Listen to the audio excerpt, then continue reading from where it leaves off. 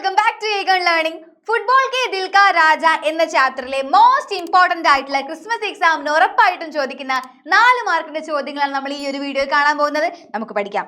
Okay, ആദ്യത്തെ ചോദ്യം ഇങ്ങനെയാണ്, പെലെ കി ജീവനി തയ്യാർ കരേ. പെലെയുടെ ജീവനി തയ്യാറാക്കാനാണ്. നമുക്ക് നോക്കാം.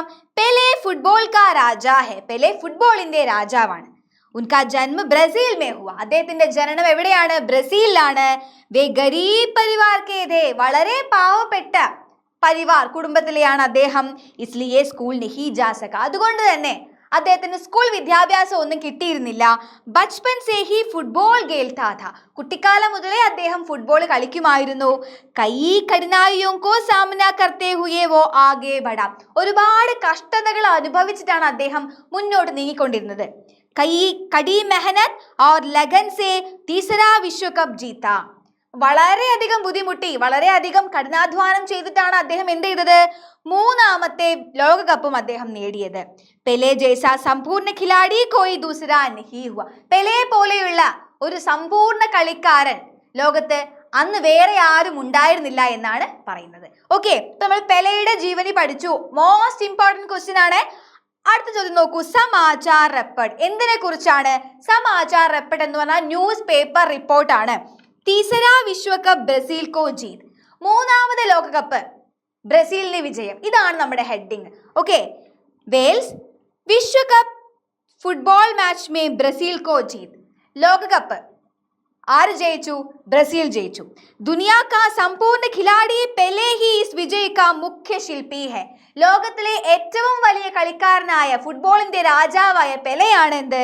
ഈ വിജയത്തിന്റെ മുഖ്യ ശില്പി. इस प्रकार पेले के 3 विश्व कप जीतने वाले एकमात्र खिलाड़ी बने. അതുകൊണ്ട് തന്നെ 3 തവണ ലോകകപ്പ് നേടിയ ഒരേ ഒരു കളിക്കാരനാണ് ആര്? പെലെ.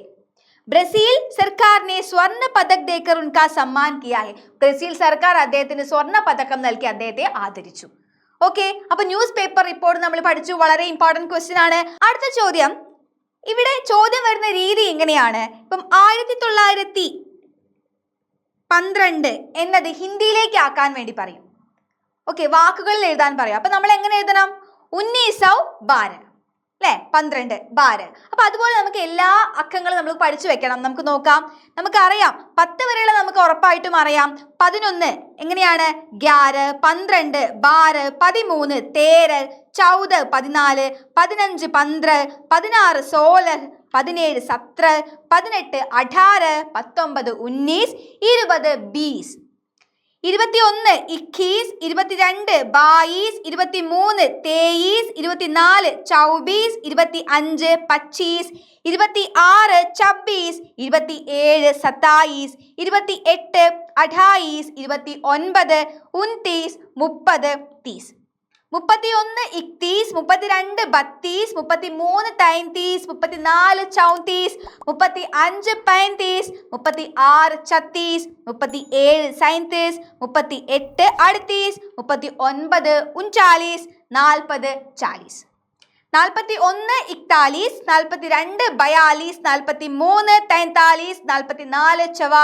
46, 46, 47,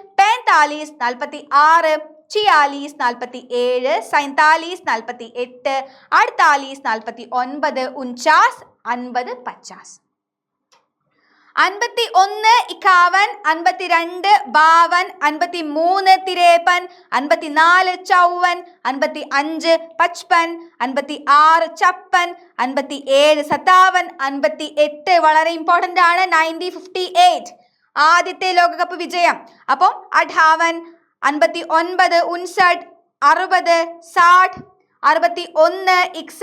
61, 61, 62, 62, 63, 63, 64, 64, 65, 65, 66, 66, 67, 68, 68, 68, 69, 69, 70, 70.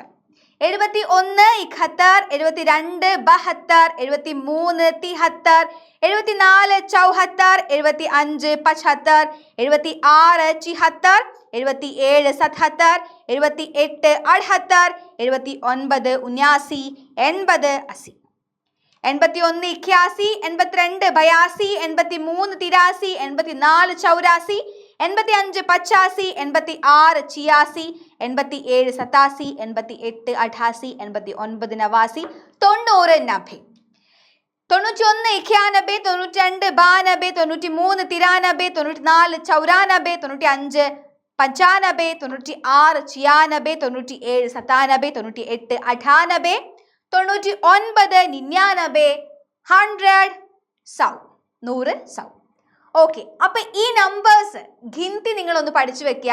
ഒന്നാം ലോകകപ്പ് മത്സരം നടന്ന വർഷം, 2 3 പെലെയുടെ ജനനം, പെലെയുടെ മരണം, പെലെയുടെ വയസ്സ്, എത്ര ഗോൾ നേടി, ഇതൊക്കെ നമുക്ക് ചിലപ്പം അക്ഷരത്തിൽ എഴുതാൻ പറയും. അപ്പൊ നമുക്ക് കറക്റ്റ് ആയിട്ട് എഴുതി കൊടുക്കാം. എല്ലാവരും ലൈക്ക് ചെയ്യുക, ഷെയർ ചെയ്യുക, സബ്സ്ക്രൈബ് ചെയ്യുക. ബൈ.